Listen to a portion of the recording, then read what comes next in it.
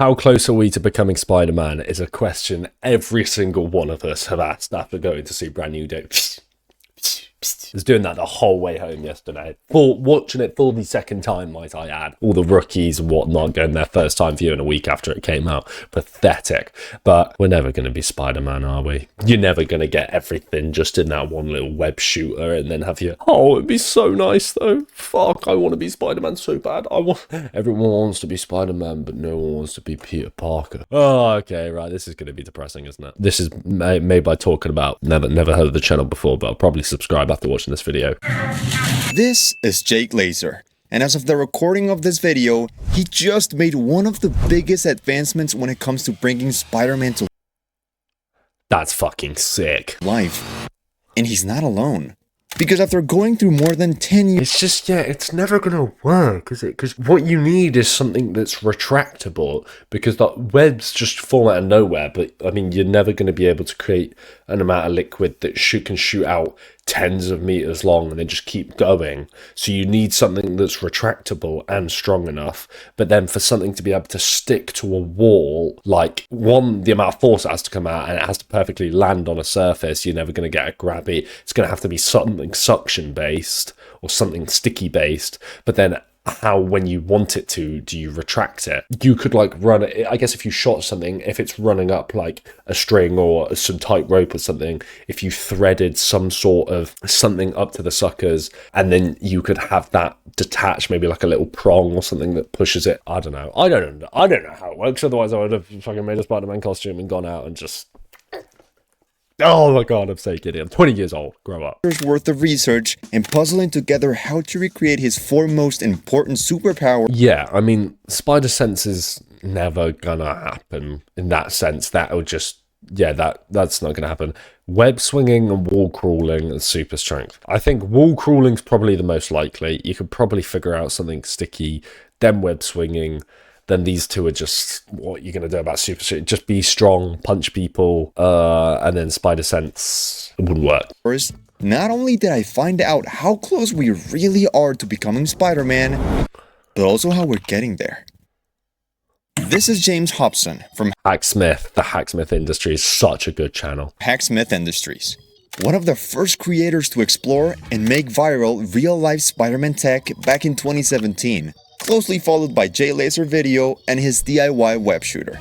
Back when Alan Walker music was used in 9 out of Damn, Alan Walker Spectre in a Hacksmith video. Unreal. My god, he's so much skinnier than. He's absolutely wow. He looks like Captain America. every 10 YouTube videos, Spider-Man tech was all about the small steps. Using magnets to climb on surfaces, gloves and strings to simulate swinging, and funneling Locotite sprayed adhesive into empty lighters to simulate web fluid. The fun stuff, you know? Oh, take me back to those days, bro. Take me back. And you think it's so sick because I was just sprayed some foam. These inventions tackled 2 of the 5 spider powers we'll be covering today, and the first one was webs. If you search and scroll through web shooters on YouTube, almost every prototype is built to serve one purpose only. Like this one that uses a magnet to pull cans, or this one that shoots silky fluid, or this one that's used for swinging. Yeah, you're never going to get something that looks like a spider web and also swings you. It either is basically performative and looks like a spider web thing, but it's useless because you're never going to get spider web looking, or even if it's actual like spider silk, it's never going to be practical. But then you're never going to get like a rope, retractable rope. I mean, if you make it white, you could add some, I don't know. Sort of. As you can see, these web shooters naturally divide into 2. Yeah. The simple, good-looking, and easy-to-use toys, Yeah. and the heavy-duty, pressure-powered behemoths that allow you to Yeah, that's the thing. You can't hold, and like I'm 80 kilo loaded on my wrist. Like I can dead hang on one arm for like 5-10 seconds and then my arm starts to seize up. You're just never going to be able to do that. grapple, stick, or nail yourself to the ceiling. But is there any way we can have both in one? Back in the 1980s, PCs used to have a few hundred kilobytes of RAM, barely being able Yeah, no, that's actually mental when we think about old computers. I know that's nothing to do with pro. Like, we sent shit to the fucking moon. Oh, I'm gonna get some conspiracy fucking dons, but we sent shit to the moon on like computers that are less powerful than just like a phone and a lot less powerful. That's mental. Able to run a few tasks at once. Nowadays, you can have way more than 200,000 times the amount of RAM in a laptop if you so damn please. Yep. My point is, powerful tech tends to get smaller. If enough time and resources were put into these contraptions that look taken out of a Saw movie, they will eventually get lighter, smaller, and less pointy. And I've got proof. The first iterations of swinging web shooters were clunky, heavy, and required a lot of gear to work properly. Yet on December 10th, 2025, Jake Laser posted a video documenting his latest creation. A pressure-powered device that fits on your wrist. Okay, that's not much. It might be a bit lighter, but it's not much smaller. Look at the size of it. Also, I like the helmet. That's cool. That launches a metal plate that can stick to any flat surface using off-brand Nickelodeon slime. Looks too good to be true. And that's because there are still a couple of fixes other than the weight that need to be taken into consideration before attempting to make flips with a canister of pressurized air attached to the wrist. One of them is solving the surface area problem, because it's not the same trying to pull a can of Dr. Pepper with a tiny magnet than a satellite dish. This means only swinging for now. Another problem is... but I guess if you made that smaller, it's going to have to be the idea that I said. I figured it out. I've trademarked it. Small little plate. Got to figure out a retractable system so it comes back like a fucking tape measure. And then you just keep clicking the button. You click. You web. Stop. Web. Stop. The friction and discomfort of holding the string, which Jake solves with a 3D printed handle that he has to wrap the string around before every swing. The web also has to be retractable, and the design should work for more than just flat surfaces. The point is, people are working on it, and it won't be long before the designs get lighter, cleaner, and overall better. However, it is true that swinging is gonna take a couple more decades before it can be done. I remember seeing that in the video. He ate shit with that fool. Oh my god, please tell me I'm a lot. I'm gonna be too old though to see anything. I'm 20 now. Maybe when I'm 50 if I'm in good shape, but like 30 years, bruh. Fuck. It is true that swinging is gonna take a couple more decades before it can be done comfortably. Thankfully for us, sticking to walls looks a bit easier? YouTube engineers seem to be solving the issue quite creatively by either literally sticking themselves to stuff, Yeah, but that just doesn't work because then you can't move. or using some sort of device that uses magnets. Yeah, and then magnets only works on metal. Yeah, actually, you know what? Sticky might be the hardest one, you know? Because how do you stick to... So if you can get something to stick to something, you can't get it to retract. Unless if it's a magnet that you can just turn on and off. But then if it's not... or suction to get the job done. These work, but they're painfully slow. And once the glue stops sticking, or the device runs out of battery, you're dead. Which is why I decided to look into more of a scientific approach. Good thing is that liking and subscribing isn't rocket science, so if you can, it'd be great if you did. Like and subscribe. Thanks.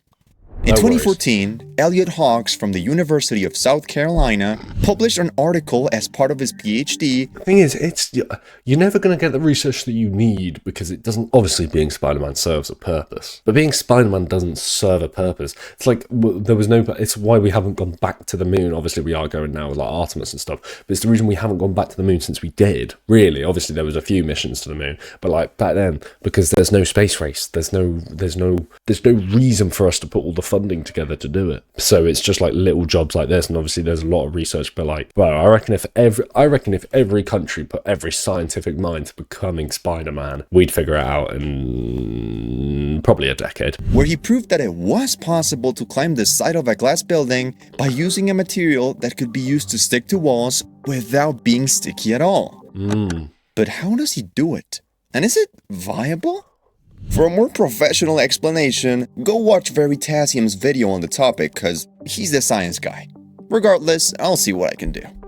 Elliot used a material called synthetic gecko adhesive. At a microscopic level, the material is formed by these tiny branches that resemble the morphology of gecko's feet, as they use van der Waals forces to adhere to almost any smooth surface. These forces occur due to the imbalance of electrons at a molecular level, positively charging the atom on one side while charging the other side negatively.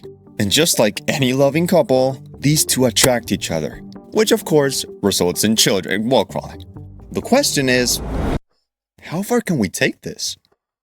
Despite his challenge with surface area, maximum stress, and speed, he managed to prove that, and I quote, the synthetic adhesion system 70 kilo. Fuck, I'm 80 kilo. I'm going to have to cut weight. Thing is, I want to bulk up though, so I'm going to have to bulk up and get really lean. But I guess that's what Spider-Man does. 70 kilo of human managed to climb vertical glass with 140 centimeters squared of adhesive per hand. 140 centimeters. Is that? I mean, that's still quite impressive. enabled a 70-kilogram human to climb vertical glass with 140 centimeters squared of adhesive per hand. That's the thing is, that's 2014. You can see down here. Bro, surely we figured some shit out in the past 12 years. Which is huge, but it's been more than 10 years. Yeah. And the applications of the gecko adhesive seem to be facing towards the more useful side of it, as they should. And although the latest advancements on climbing look promising, they still take so long to stick that if used in this homecoming scene, well, let's just say these guys are not making it. Okay, so how about instead of looking into the work-in-progress superpowers, we instead focus on the already in use? Bro, I love going to like a trampoline park where they just have like things to swing off. It's actually really hard to do it, but like then you jump off, you jump into a foam pit, you do fucking. Oh my god, I just love pretending to be Spider-Man. Skeletons have been a thing for a while now, but they've been bulky, heavy, and they eat more batteries than these guys. However, just like I've mentioned before, powerful tech tends to get smaller. That's why the 29th of March 2018, Rome Robotics announced a mobile exoskeleton that looks taken straight out of a video game, which increases. You would not get a smooth Spider-Man suit over that though. You can't. It's got to be within, bro. It's got to be within. The strength and endurance of the lower portion of your body, allowing for longer and more stress-inducive walks. But walking harder ain't gonna help you jump a building. So how can we? We can't. Short answer, we can't. Yeah. Long answer, we're not really trying to. There's only so much power you can pack into an exoskeleton. Any more and you'd be increasing weight and affecting mobility. And since we don't have world-destroying threats attacking New York every 2 years, scientists and engineers are... I think Iron Man is a lot more technically feasible than Spider-Man. Maybe actually. I might take that back. are not using time or money to bring superheroes to life, but rather building exoskeletons that relieve stress from the muscle, health-focused suits to help recovering patients, or straight-up robots that do the heavy lifting altogether. Which means that although we can increase our strength and mobility with rechargeable super soldier-looking devices, we haven't yet figured out how to make a human hold two halves of a fairy midway in the air. But fret not, as we're about to talk about a device that, although doesn't No, this one I don't understand. How does Spider-Sense... exist, might be the closest we've ever been to bringing Spider-Sense to life. Really? In 2013, a student of the University of Illinois Victor Marevici came up with a suit concept that uses ultrasonic sensors to detect nearby objects. And although it was mostly aimed for people who couldn't actually see in the first place, it laid the foundation for what could very well be the creation of the Spider-Sense. Fast forward 8 years when Hacksmith Industries came up with a mask that instead uses LiDAR sensors to detect nearby objects and uses But how does that... Oh, wait. vibrations to signal whether something is close or not. What is LiDAR? I get it uses like a vibrator, so it senses it with the light up, but then surely your sensors would just be better. You may ask? It is that seemingly useless black circle besides the camera lenses of Pro iPhones that uses invisible lasers to interpret 3D spaces. However, there's still a huge problem. How can either of these designs know if there's a guy following me or if it's just New York traffic? Well, they don't. Yet. Thanks to self-driving cars that use this technology, we know that real-time environmental scanning is possible. And with the combination of motion sensors like the original design, there would only be one thing that the device would have to do before we attempt to dodge bullets. And that's learning. By using the machine learning side of AI to recognize patterns, sounds, and movements Maybe if we don't move, it won't see us. that are associated with danger, say a person stalking you or an earthquake rumble, a pair of smart glasses, for example, fitted with this technology can interpret this data and then let you know about the danger. And I know what you're gonna say. Dude, I think if the building I'm on was falling or someone shot at me, not only would I know, but the last thing I need is my Meta Ray-Bans telling me today's forecast is cloudy with a chance of death. And that's true, but the tech goes even further than that.